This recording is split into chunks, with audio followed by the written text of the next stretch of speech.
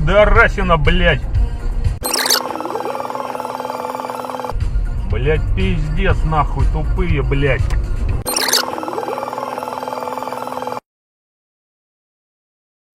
From the dawn of time we came, moving silently down through the centuries, living many secret lives.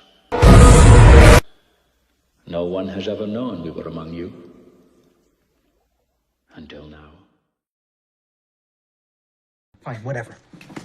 Come on.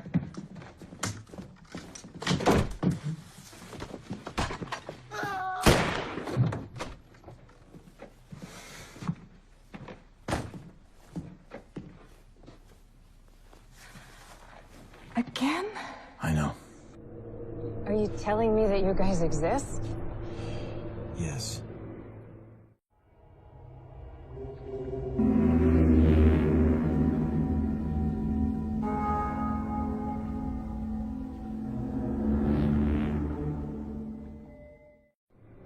Okay.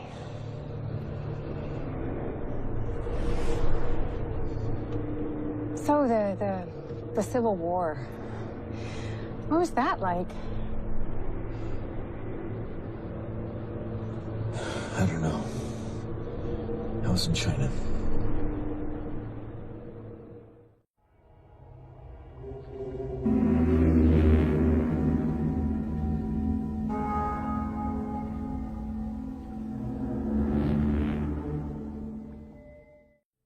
This is you? Yeah. This person in this picture is you. Yeah.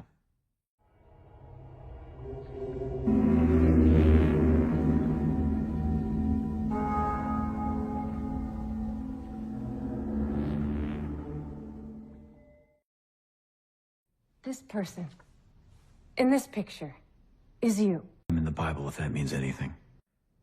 I don't believe that. Okay. That doesn't make any sense. I didn't say it would.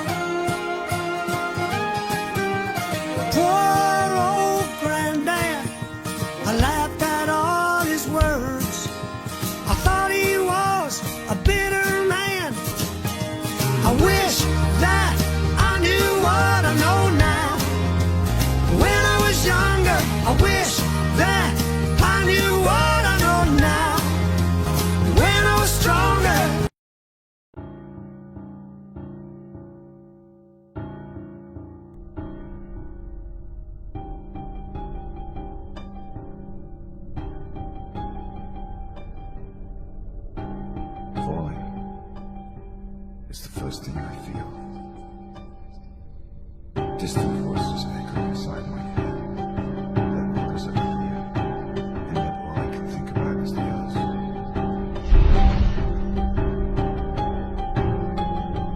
Romeo, Uriel, Amateur, Ithel, Raphael, Michael. Each one traveled the same path. What was their fate? What awaits me on the other side? They have gone to a place where the light is cursed and darkness blinds the soul. This is a place where even angels fear to tread.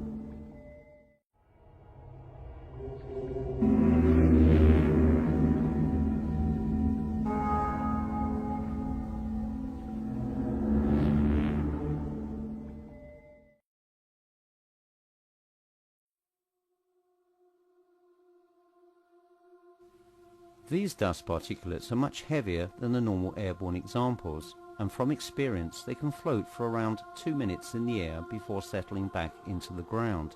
In case of video contamination by them, I always allow a few minutes to get settled in before actually filming. From experience, these elements are easy to spot and disregard. So if these explanations were true, can they be seen by example? Here I am here.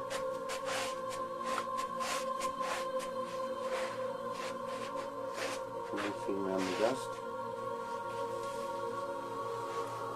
And now we'll turn back to the same position on the bed and see whether or not we have any ghost activity as allegedly caused by dust. And I can't actually see any at all.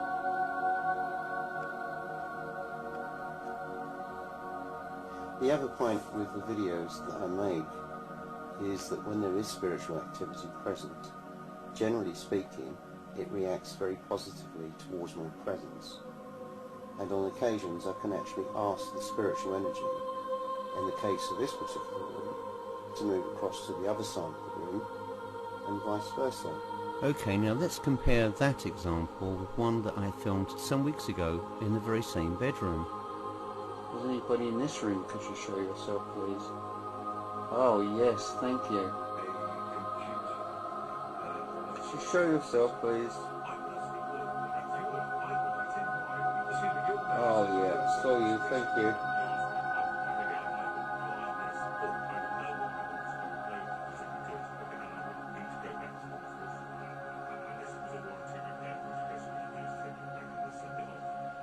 Oh, excellent, thank you. Could you do that again, please? Oh, yes indeed, thank you.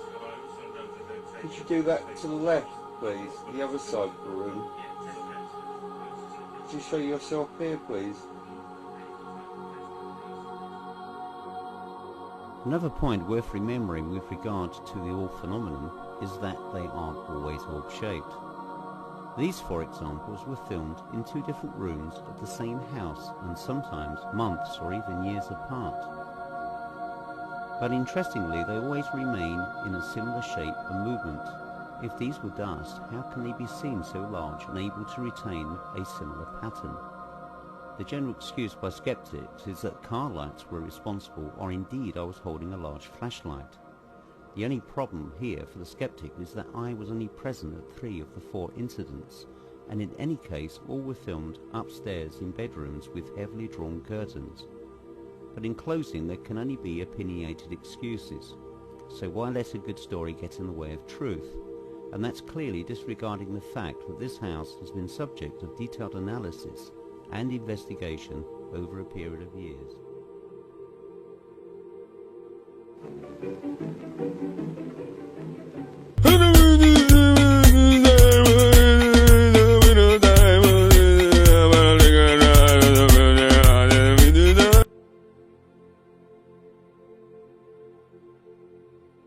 I want to look at some of these sketches, and then I want to look at some of your photographs. Okay. So let's get the sketches out here, and let's take a look at it. Okay.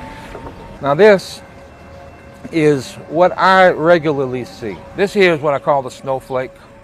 It has almost emerald-like qualities. Orb. It shines at you. It'll kind of get translucent and fade off into nothing. This is an orb in flight. It's actually a flat orb that when it travels in a certain direction, it folds back into a cone shape. Mm-hmm. This here is an orb that will sometimes come right before you, and it'll flash these moving stripes. These stripes will move, and that will transform into this, and this will transform into that. This is a whirling spiral orb. This here is like a bird-like flying orb, which a lot of people call a fairy. They do look a lot like fairies. This here is a amorphic luminous type that has like a combined face, a bunch of faces all tied into one. I've actually seen this one on a shed, in my friend Steve's backyard looks exactly like this. Very strange. This is what it did. It exploded into this. These bars, I would say, scale-wise, might be 20 feet. We caught many startling anomalies. Here is a truly remarkable picture that was snapped just after we arrived at the Avondale shipyard. Keep in mind that we had a picture-perfect day with not a cloud in the sky. In fact, the early evening was totally clear, with visibility as far as the eye could see. And yet, when this picture was taken, there was a shroud of fog hanging over the shipyard. The camera captured something entirely different than what we were seeing. Something supernatural. Then, superimposed on this fog, or as some called ectoplasm, was a face of an animal-like creature which seemed to be looking down and observing us. It doesn't make any sense. I didn't say it would.